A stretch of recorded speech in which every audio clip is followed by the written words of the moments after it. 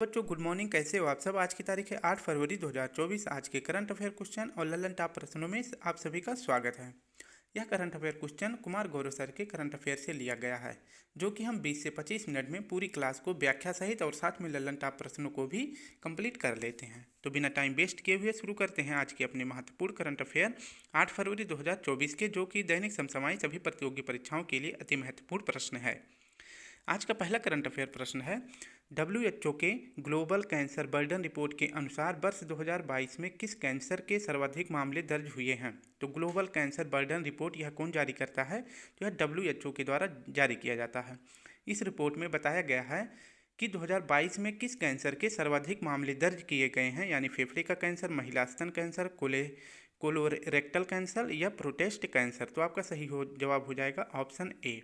ठीक है, तो ग्लोबल कैंसर बर्डन रिपोर्ट में किस कैंसर को सबसे ज़्यादा मामले दर्ज किए गए हैं? तो फेफड़े का कैंसर को सबसे ज़्यादा दर्ज किया गया है। इसके बारे में पूरी व्याख्या देख लेते हैं। तो WHO के द्वारा ग्लोबल कैंसर बर्डन रिपोर्ट 2022 प्रस्तुत किया गया है। इसमें बताया गया है कि कैंसर में जो है विश्व में मौत का सेकेंड सबसे बड़ा कारण है। ठीक है, तो मौत का सबसे बड़ा सेकेंड कारण क्या है? कैंसर है। जिसके अंतर्गत कैंसर में सर्वाधिक मामले किस कैंसर का देखा गया है? तो फेफड़े का कैंसर सबसे ज़्यादा देखा गया है, जो कि 12.4% इसका मतलब परसेंटेज है। और दूसरे नंबर पर महिला स्तन कैंसर, जो कि 11.6% है। अगर मौत के मामले में देखा जाए तो फेफड़े का कैंसर पहले नंबर पर है, जबकि 9वें नंबर पर सर्वाइकल कैंसर है, जो कि महिलाओं के गर्भपात में होने वाला कैंसर है। ठीक है, तो ये आपको याद रखना है। नेक्स्ट देख लेते हैं, विश्व कैंसर दिवस कब मनाया जाता है? तो 4 फरवरी को मनाया जाता है। अभी हाल ही में सर्वाइकल कैंसर के लिए कौन सी वैक्सीन तैयार की गई है? तो हमारा सही जवाब हो जाएगा सर्वावैक्स वैक्सीन तैयार की गई है। अगर बात करें कि बजट में कितने वर्ष की लड़कियों के लिए सर्वाइकल कैंसर का टीका मुफ्त में शुरू करने की घोषणा की गई है, तो सर्वाइकल कैंसर के लिए 9 से 14 वर्ष की लड़कियों के लिए यह टीका फ्री में लगाया जाएगा, ऐसा 2024 के बजट में बताया गया है। सेकंड प्रश्न हमारा, हाल ही में ADB भारत का डायरेक्टर किसे नियुक्त किया गया है? तो ADB भारत का नया डायरेक्टर किसे नियुक्त किया गया है? तो हमारा सही जवाब हो जाएगा मियो ओका को। इसके बारे में पूरी व्याख्या देख लेते हैं। तो ADB क्या है? ADB का फुल फॉर्म होता है Asian development bank. Asian development bank की स्थापना हुई थी 1966 में। ADB में टोटल कितने देश सम्मिलित हैं? तो 68 देश सम्मिलित हैं, जो कि पूरे विश्व के सम्मिलित हैं इसमें। ठीक है, तो विश्व के 68 देश शामिल हैं। अगर बात करें एशिया के कितने देश इसमें शामिल हैं, तो 49 देश जो है एशिया महाद्वीप के शामिल हैं। बाकी के जो देश बचते हैं वो विभिन्न महाद्वीपों के सम्मिलित हैं। अगर बात करें ADB का मुख्यालय कहाँ पर है, तो इसका मुख्यालय मनीला, जो कि फिलीपींस की राजधानी है, यहाँ पर है। नेक्स्ट हमारा है, ADB भारत के डायरेक्टर कौन बनाए गए हैं? तो मियो ओका बनाए गए हैं, ये आपको याद रखना है। अगर बात करें ADB के हेड कौन है, तो इसके हेड हैं अस्कावा। और अगर बात करें ADB के उपाध्यक्ष कौन है, तो अशोक लवासा जी हैं। नेक्स्ट प्रश्न है, न्यू डेवलपमेंट बैंक की नई अध्यक्ष कौन बनाई गई हैं? तो डिल्मा रोसेफ बनाई गई हैं, ये मिस्र की हैं। अगर बात करें न्यू डेवलपमेंट बैंक के नए अध्यक्ष कौन बने हैं, तो न्यू मेंबर बना है मिस्र। नेक्स्ट है हमारा, G20 के 2024 का अध्यक्ष कौन होगा? तो G20 का 2024 का अध्यक्ष होगा ब्राज़ील। नेक्स्ट देख लेते हैं, बिम्स्टेक के नए महासचिव कौन बनाए गए हैं? तो बिम्स्टेक के नए महासचिव बनाए गए हैं इंद्रमणि पांडे जी। फीफा के वर्तमान हेड कौन है? तो इन्फेंटिनो वर्तमान फीफा के हेड हैं। तीसरा प्रश्न है हमारा, हाल ही में लोकसभा में पारित सार्वजनिक परीक्षण अनुसूचित साधनों की रोकथाम विधेयक 2024 में कितने जुर्माने का प्रावधान है? तो हाल ही में लोकसभा में पारित सार्वजनिक परीक्षा जिसका विधेयक सार्वजनिक परीक्षा विधेयक 2024 में कितने जुर्माने का प्रावधान है, जो कि अनुचित और साधनों की रोकथाम के लिए लाया गया है? तो इसमें जुर्माने का प्रावधान है 1 करोड़। इसका मतलब है सार्वजनिक परीक्षा, ठीक है, सार्वजनिक परीक्षा जो अनुचित साधनों की रोकथाम में बाधा डालते हैं, उसके लिए सार्वजनिक परीक्षा विधेयक 2024 लोकसभा में पारित हो चुका है। ठीक है, इसके तहत जो है सार्वजनिक परीक्षा के तहत सार्वजनिक जो मतलब जो नकल करवाते हैं, नकल पर रोकथाम करना, यानी कि जो नकल करवाते हैं और उत्तर पुस्तिका के साथ छेड़छाड़ करते हैं, उसके लिए जो है लोकसभा में विधेयक पारित हो चुका है। इसके तहत जो है अगर जो भी अधिकारी नकल में शामिल होंगे, उनको जो है नकल करवाने में शामिल होंगे, उनको 5 से 10 साल की सज़ा हो सकती है और उसके साथ साथ उन्हें 1 करोड़ रुपए का जुर्माना भी देय होगा। तो आपको याद रखना है, ठीक है। तो इसमें जो है अधिकारी को जो है 1 करोड़ जुर्माना दिया जाएगा। तो हाल ही में लोकसभा में पारित सार्वजनिक परीक्षा विधेयक 2024 में कितने जुर्माने का प्रावधान है? 1 करोड़ रुपए का जुर्माना है और इसमें 5 से 10 साल का सजा का भी प्रावधान है, जो भी नकल करवाएगा और जो भी अधिकारी इसमें संलिप्त तो होगा। अब नेक्स्ट देख लेते हैं, अभी हाल ही में ओपेक से कौन सा देश अलग हुआ है? तो ओपेक यह पेट्रोलियम ऑर्गेनाइजेशन का एक संगठन है। तो इससे जो है खुद को अलग करने वाला देश बना है अफ्रीका का अंगोला। अफ्रीकी संघ का मुख्यालय कहाँ पे है? तो यह अदिस अबाबा में है। अगर बात करें अदिस अबाबा, यह किस राज्य के किस देश की राजधानी है? तो इथोपिया की राजधानी है। बुशमैन जनजाति किस मरुस्थल में पाई जाती है? तो बुशमैन जनजाति पाई जाती है कालाहारी मरुस्थल में, जो कि बोत्सवाना देश के अंतर्गत आता है। चौथा प्रश्न है हमारा, हाल ही में ऐतिहासिक समान नागरिक संहिता विधेयक पारित करने वाला पहला राज्य कौन बना है? तो समान नागरिक संहिता यानी यूसीसी पारित करने वाला पहला राज्य कौन बन गया है? तो उत्तराखंड बन गया है। ऑप्शन ए सही हो जाएगा। अब इसके बारे में पूरी व्याख्या देख लेते हैं। वैसे अभी मैं शाम को इस पर पूरी विस्तार रूप में एक वीडियो जरूर लेकर आऊँगा और आपको पूरे फिगर के साथ अच्छे से समझाऊँगा। तो यूनिफॉर्म सिविल कोड, इसका हिंदी मतलब होता है समान नागरिक संहिता। इसमें जो है ये किसी भी राज्य में या देश में लागू हो जाने के साथ साथ उस देश में जो है विवाह, तलाक, गोद लेने, विरासत और कानून सभी के लिए एक समान हो जाता है, ठीक है। यानी कि वह एक विवाह कर सकता है, अगर जो वो तलाक देता है तो वो तलाक के बाद ही दूसरी शादी कर सकता है। जब तक अगर उसकी बीवी जिंदा है तो वो तलाक दे, या फिर उसकी बीवी की मृत्यु हो जाए तो वो दूसरी शादी कर सकता है। वह किसी भी बच्चे को गोद ले सकता है। विरासत या फिर कोई धन संपत्ति है, उसमें बेटियों का और बहू और बेटी और बेटे सब में जो है समान संपत्ति बटेगा, ठीक है। और किसी के मतलब इसमें धर्म के आधार पे शादी में कोई प्रावधान नहीं किया जाएगा। जैसे धर्म के आधार पे हमारे यहाँ पे 3 शादी होती है, हमारे यहाँ पे तलाक हो जाता है, कोई मुस्लिमों में 4 शादी होती है, इस तरह के सारे रीति रिवाज समाप्त हो जाएंगे। तो यही होता है यूसीसी कोड, ठीक है। इसके बाद अगर बात करें यूसीसी का उल्लेख संविधान के किस अनुच्छेद में है? तो अनुच्छेद 44 में है। अगर बात करें यूसीसी का उल्लेख भाग कितने में है? तो भाग 4 में है, जिसके अंतर्गत डीपीएसपी का उल्लेख किया गया है, ठीक है। अगर बात करें कि यूसीसी लागू करने वाला पहला राज्य कौन सा था? तो यह गोवा था, ठीक है। यहाँ पे लागू नहीं किया गया था। यहाँ पे जब पुर्तगालियों का कब्जा था तभी से यहाँ पे यूसीसी लागू था, ठीक है। तो पुर्तगालियों द्वारा यहाँ पर कोई बिल या एक्ट नहीं लाया गया था। ये उसी समय से जब वहाँ पे पुर्तगालियों का कब्जा था गोवा में, तभी से यूसीसी वहाँ पे लागू कर दिया गया था। अगर बात करें कि बिल और एक्ट लाने वाला कौन सा राज्य बना है पहला भारत का, तो वह बना है आपका उत्तराखंड। लेकिन अगर पूछे कि सेकंड स्टेट कौन सा है जिसने यूसीसी लागू किया है, तो वह उत्तराखंड हो जाएगा। अगर बिल या एक्ट की बात करें तो उत्तराखंड पहला राज्य है।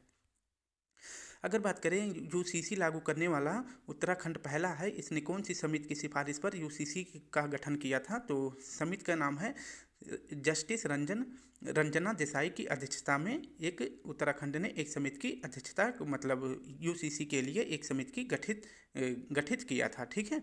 इसके तहत जो है 6 फरवरी 2022 को यूसीसी बिल जो है विधानसभा में पेश किया गया था, जो अभी 2 साल बाद यानी कल 7 फरवरी 2024 को यूसीसी बिल जो है विधानसभा से पारित हो गया है। अब इस पर जो है सिर्फ राज्यपाल जिस दिन सिग्नेचर कर देंगे उसी के बाद ये बिल जो है क्या बन जाएगा? एक्ट बन जाएगा, ठीक है। तो अगर एक्ट बन गया तो ये जो है कहाँ पर लागू हो जाएगा? उत्तराखंड में पूरी तरह से यूसीसी लागू हो जाएगा, ठीक है। अब नेक्स्ट देख लेते हैं, इसके कुछ अपवाद हैं। यूसीसी किस पर लागू नहीं होगा? तो LGBT समुदाय के जो लोग हैं उन पर यह लागू नहीं होगा। इसमें साफ तौर से बताया गया है कि यूसीसी उन्हीं लोगों पर लागू होगा जो शादी विवाह कर सकते हैं। जैसे लड़की लड़का से शादी करता है, उसी पर इस तरह के सारे विवाह का उस पर जो है सारे तरह का जो है यूसीसी बिल लागू होगा। इसके अंतर्गत अपवाद बताया गया है कि एल से हो जाएगा आपका लेस्बियन, जी से हो जाएगा आपका गे, बी से हो जाएगा आपका बाईसेक्सुअल और टी से हो जाएगा ट्रांसजेंडर। तो इस प्रकार के जो भी जेंडर हैं उन पर जो है यूसीसी लागू नहीं होगा, क्योंकि इसके अंतर्गत जो है बॉय बॉय से प्यार करता है, लड़की लड़की से प्यार करता है, और ट्रांसजेंडर जो होते हैं इस प्रकार के उन पर जो है कोई नियम कानून अभी यूसीसी का लागू नहीं होगा, ठीक है।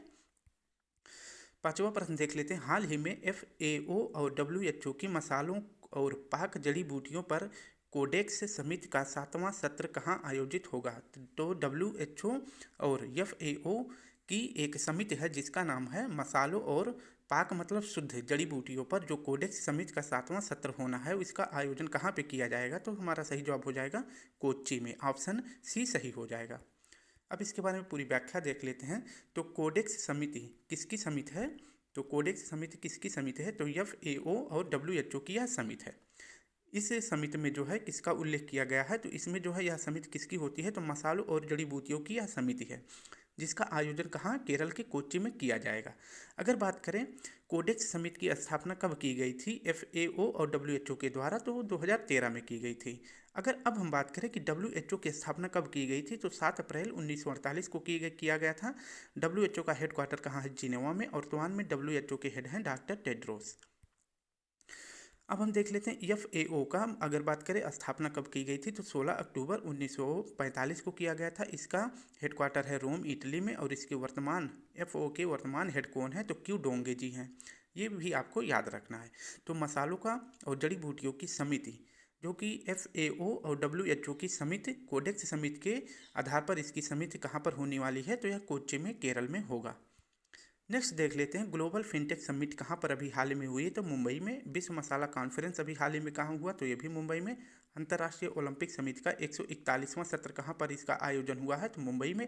यहीं पर जो है 5 खेलों को ओलंपिक में शामिल करने की बात कही गई है, जिनमें से आपका क्रिकेट भी है, जो कि जब लॉस एंजल्स में अंतर्राष्ट्रीय ओलंपिक होगा तो वहाँ पे जो है क्रिकेट भी खेला जाएगा। किस फॉर्मेट में? तो T20 फॉर्मेट में जो है खेला जाएगा। यूनेस्को विश्व धरोहर 2024 की बैठक कहाँ पे होगी? तो यह नई दिल्ली में होगी। नेक्स्ट प्रश्न देख लेते हैं। 6वां प्रश्न है, हाल ही में विंध्याचली छात्रवृत्ति कार्यक्रम किसने प्रारंभ किया है? तो हाल ही में विंध्याचली छात्रवृत्ति कार्यक्रम किसने प्रारंभ किया है? तो सही जवाब हो जाएगा आपका शिक्षा मंत्रालय ने। इसकी व्याख्या देख लेते हैं। तो विंध्याचली छात्रवृत्ति कार्यक्रम किसने शुरू किया है? शिक्षा मंत्रालय ने शुरू किया है। अगर बात करें शिक्षा मंत्रालय के वर्तमान मंत्री कौन है? तो धर्मेंद्र प्रधान जी हैं। गुणवत्ता मूलक शिक्षा, इस कार्यक्रम में जो है विंध्याचली कार्यक्रम छात्रवृत्ति कार्यक्रम के तहत जो है गुणवत्ता मूलक शिक्षा देना है और उच्च शिक्षा प्राप्त हो सके, इसके लिए यह कार्यक्रम गठित किया गया है।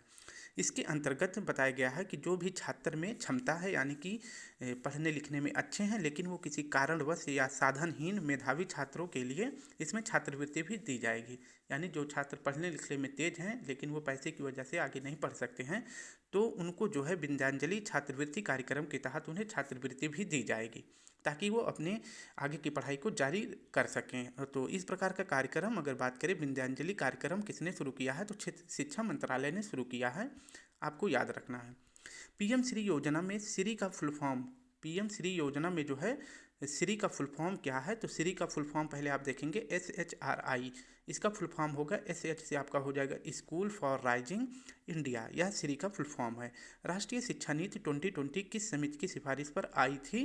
तो आपका सही जवाब हो जाएगा कस्तूरी रंगन समिति की सिफारिश पर राष्ट्रीय शिक्षा नीति 2020 आई थी। नेक्स्ट प्रश्न देख लेते हैं। प्रश्न है 7वां, हाल ही में देश की पहली हाइपर वेलोसिटी एक्सपेंशन टनल, जिसका नाम है जिगरथंडा या फिर इसे S2 कहते हैं, का विकास किसने किया है? तो देश की पहली hyper velocity expansion tunnel Jigarthanda का विकास किसने किया है? तो हमारा सही जवाब हो जाएगा IIT कानपुर ने। अब इसके बारे में पूरी व्याख्या देख लेते हैं। तो जिगरथंडा या फिर S2 भी कहते हैं, तो यह क्या है? यह देश की पहली हाइपरसोनिक वेलोसिटी एक्सपेंशन टनल है, या फिर इसे सुरंग भी कह सकते हैं। ठीक है, इसका जो है विकास किसने किया है? तो जिगरथंडा का विकास किया है IIT कानपुर ने। अगर बात करें क्यों किया है, क्योंकि हाइपरसोनिक क्रूज मिसाइल सही निशाने पर पहुंच सके, उसके लिए जो है जिगरथंडा एक्सपेंशन टनल का जो है शुरुआत किया है किसने? IIT कानपुर ने। ठीक है, इसके तहत जो है रॉकेट और मिसाइल का सफल परीक्षण किया गया है। तो क्यों किया गया है जिगरथंडा का? क्योंकि जब कोई भी मिसाइल को जो है सही निशाने पर पहुंचाया जा सके, उसके लिए इसमें सफल परीक्षण पहले किया जाएगा उस टनल में, फिर इसके बाद उसका जो है प्रयोग किसी भी अगर बाहरी देश हमारे पर आक्रमण करता है तो उसको जो है इस प्रकार की सुविधा से बचाया जा सकता है। अब नेक्स्ट देख लेते हैं। IIT मद्रास का पहला ऑफशोर कैंपस कहाँ बनाया गया है? तो जंजीबार में बनाया गया है, जो कि तंजानिया में है। अगर बात करें कि इसकी पहली महिला हेड कौन बनाई गई हैं, तो प्रीति अगलायन बनाई गई हैं। पहले ऑफशोर कैंपस की पहली महिला कौन बनाई गई हैं? तो प्रीति अगलायन, जो कि जंजीबार में बनाई गई है IIT मद्रास के द्वारा। अमृत प्रौद्योगिकी क्या है? तो यह पानी से आर्सेनिक यानी कि पानी से प्रदूषण को मिटाने के लिए जो योजना शुरू किया गया था उसका नाम है अमृत प्रौद्योगिकी। और यह किस आईआईटी के द्वारा शुरू किया गया था? तो आईआईटी मद्रास के द्वारा। अटल सेतु अगर बात करें कि यह समुद्र पर बनाया गया भारत का सबसे लंबा पुल है और इसकी लंबाई कितनी है? तो 21.8 किलोमीटर इसकी टोटल लंबाई है। ठीक है, तो अटल सेतु की लंबाई कितनी है? 21.8 किलोमीटर है और समुद्र पर बना भारत का सबसे बड़ा पुल है जो कि मुंबई से नवी मुंबई के बीच में बना हुआ है। नेक्स्ट देख लेते हैं, 8वां प्रश्न है, फीफा फुटबॉल विश्व कप 2026 के लिए भारत में क्वालिफायर मैच कहाँ होगा? तो फीफा 2026 के लिए क्वालिफायर मैच कहाँ पे होगा? तो अपने भारत में होगा, लेकिन भारत के किस जगह पे होगा? तो हैदराबाद में होगा। अब इसका व्याख्या देखते हैं। तो फीफा विश्व कप 2026 यह कहाँ पर होगा? तो यह यूएसए, कनाडा, मैक्सिको यानी नॉर्थ अमेरिका में इसका आयोजन किया जाएगा। इसके लिए जो है क्वालिफायर मैच पहली बार कहाँ पे हो रहा है? तो भारत में हो रहा है। भारत के किस राज्य में? तो तेलंगाना के हैदराबाद में इसका क्वालिफायर मैच खेला जाएगा। पहला मैच जो है भारत और कुवैत के बीच होगा। अगर इसके लिए क्वालिफायर मैच की बात करें तो इसमें टोटल जो है 48 टीम भाग लेंगी। फीफा वर्ल्ड कप पुरुष का आयोजन कहाँ पर किया गया था? तो कतर में किया गया था। इसमें जो है दो टीमों ने फाइनल मुकाबला लड़ा था, अर्जेंटीना और फ्रांस ने, जिसमें तो फीफा वर्ल्ड कप कौन जीता था 2023 का? तो अर्जेंटीना जीता था और उप विजेता फ्रांस हुआ था। तो फीफा विश्व कप महिला ये पुरुष वाला है और ये महिला वाला। तो फीफा विश्व कप महिला विजेता कौन था? तो फ्रांस इसमें स्पेन जीत गया था और इंग्लैंड जो इसमें उप विजेता बना था। फीफा अंडर 17 विश्व कप का आयोजन कहाँ पे किया गया था? तो यह सिडनी में किया गया था और इसमें विजेता बना था जर्मनी। 9वां प्रश्न देख लेते हैं, हाल ही में बाउंस ऑफ जॉय कार्यक्रम किसने प्रारंभ किया है? तो हमारा सही जवाब हो जाएगा बाउंस ऑफ जॉय शुरू किया गया है राजस्थान के द्वारा। अब देख लेते हैं कि अभी हाल ही में जो है राजस्थान में बीजेपी की सरकार बनी है, तो इसलिए वहाँ पे अब नए नए कार्यक्रम की शुरुआत होगी जिससे करंट अफेयर भी बढ़ सकता है। तो बाउंस ऑफ जॉय कार्यक्रम कहाँ पर शुरू किया गया है? तो यह राजस्थान में शुरू किया गया है। और किसने शुरू किया है? तो राजस्थान का शिक्षा विभाग ने शुरू किया है बाउंस ऑफ जॉय कार्यक्रम। इसके तहत जो है पढ़ाई के साथ साथ खेल को भी बढ़ावा देना है, यानी कि बच्चे पढ़ाई के साथ साथ भी खेलों में भी अपने योग्यता दिखा सके, उसके लिए बाउंस ऑफ जॉय कार्यक्रम किसके द्वारा शुरू किया गया है? तो राजस्थान के द्वारा शुरू किया गया है। अगर बात करें किस विभाग के द्वारा? तो शिक्षा विभाग के द्वारा। इसमें जो है जो पीटी टीचर होते हैं, आप सभी को पता है कि अच्छे अच्छे स्कूलों में पीटी टीचर्स भी होते हैं, तो उनको प्रशिक्षण किया जाएगा, यानी उनको ट्रेनिंग दी जाएगी कि बच्चों के साथ और अच्छे से कैसे आप उनको प्रशिक्षित कर सकते हैं। इसके लिए इसमें हेल्प कौन करने वाला है? तो स्टेयर्स फाउंडेशन इसमें हेल्प करने वाला है राजस्थान सरकार की। राजस्थान के राज्यपाल कौन है? तो श्री कलराज मिश्र हैं, ये आपको याद रखना है। और राजस्थान में कुल कितनी विधानसभा सीटें हैं? तो 200 विधानसभा सीट है। उपराष्ट्रपति जो कि जगदीप धनखड़ जी हैं, वो जो है कहाँ के निवासी हैं? तो वो झुंझुनू राजस्थान के निवासी हैं। राजस्थान का नवीनतम टाइगर रिजर्व कौन सा है? तो रामगढ़ विषधारी है। यह राजस्थान का नवीनतम टाइगर रिजर्व है जो कि भारत का 52वां टाइगर रिजर्व है। नेक्स्ट देख लेते हैं और आज का आखिरी प्रश्न है स्टूडेंट, 10वां प्रश्न है, हाल ही में मुख्यमंत्री वयोश्री योजना 2024 के तहत 300 रुपये की आर्थिक सहायता देने की घोषणा किसने करी है? तो मुख्यमंत्री वयोश्री योजना किसने शुरू करी है? तो आपका सही जवाब हो जाएगा ऑप्शन सी, महाराष्ट्र सरकार ने। अब इसके बारे में व्याख्या देख लेते हैं। तो मुख्यमंत्री वयोश्री योजना किसने शुरू किया? महाराष्ट्र सरकार ने शुरू किया है। इस योजना के तहत जो है 65 वर्ष से जो व्यक्ति उम्र हैं, मतलब 65 प्लस उम्र के लोग हैं, उनको इसमें जो है पेंशन दिया जाएगा। इस योजना के तहत जो है शहर के मतलब महाराष्ट्र राज्य के 15 लाख वरिष्ठ नागरिकों को सहायता मिलने वाला है। इसमें जो है 3,000 की सहायता राशि भी प्रदान की जाएगी। और अगर बात करें कि वर्तमान में महाराष्ट्र के सीएम कौन हैं, तो आपका सही जवाब हो जाएगा एकनाथ शिंदे जी हैं। और यहाँ के डिप्टी सीएम कौन है? तो देवेंद्र फडणवीस जी हैं। और अब यहाँ पे ललन टॉप प्रश्न में देख लेते हैं कि मुख्यमंत्री सुमंगला योजना किसने शुरू किया है? तो आपका सही जवाब हो जाएगा यूपी सरकार ने। ठीक है, तो मुख्यमंत्री कन्या सुमंगला योजना यूपी ने शुरू किया है। मुख्यमंत्री सबल योजना हिमाचल प्रदेश ने शुरू किया है और यहाँ पर जो है कांग्रेस की सरकार है और यहाँ के मुख्यमंत्री सुक्खू जी हैं। मुख्यमंत्री कृषक मित्र योजना किसने शुरू किया है? तो मध्य प्रदेश सरकार ने। और शासन लागूदारी पहल यानी कि शासन आपके द्वार पहल किसने शुरू किया है? तो महाराष्ट्र सरकार ने शुरू किया है। 11वां प्रश्न है, एनसीजीजी ने चलाया अफ्रीकी सिविल सेवकों के लिए प्रगतिशील नेतृत्व विकास कार्यक्रम। तो प्रगतिशील नेतृत्व विकास कार्यक्रम किसने चलाया है? तो एनसीजीजी ने चलाया है। और किसके लिए? तो अफ्रीकी सिविल सेवकों के लिए।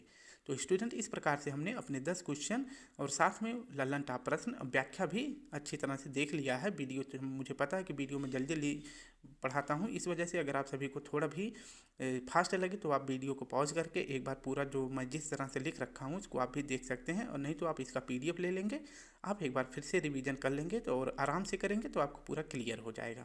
ठीक है, हमें ज़्यादा व्याख्या की ज़रूरत नहीं है, हमारा प्रश्न सही हो जाए वही काफ़ी है। ठीक है, तो अगर आप वीडियो भी देखते हैं तो अच्छी बात है, नहीं तो आप PDF जरूर लिया करें। तो चलिए कल फिर मिलते हैं, तब तक के लिए आप सभी को प्यारा सा जय हिंद जय भारत।